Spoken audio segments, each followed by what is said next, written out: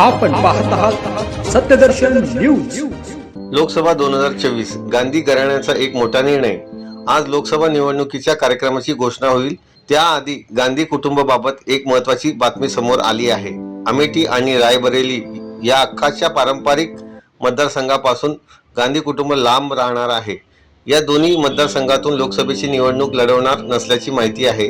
राहुल आणि प्रियंका गांधी दोघांनी अमेठी आणि रायबरेली येथून निवडणूक लढवण्यास नकार दिल्याची सूत्रांची माहिती आहे।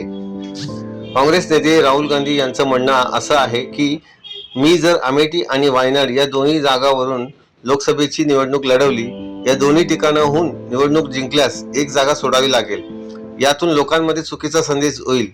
अमेठी सोडल्यास लोक म्हणतील यावेळी विजयी केलं तर आम्हाला सोडून जातोय, आणि वायनाड सोडल्यास लोक म्हणतील अमेठीमधून हरल्यानंतर आम्ही संसदेत पाठवलं तर आता अमेठीमधून जिंकल्यानंतर आम्हाला सोडून दिलं, म्हणून राहुल गांधी वायनाडमधूनच निवडणूक लढणार आहेत। दुसऱ्या बाजूला प्रियंका गांधी यांनी लोकसभा निवडणूक लढवण्यास नकार दिलाय। रायबरेलीच नाही, दुसऱ्या कुठल्याही मतदारसंघातून त्या निवडणूक लढवणार नाहीयेत।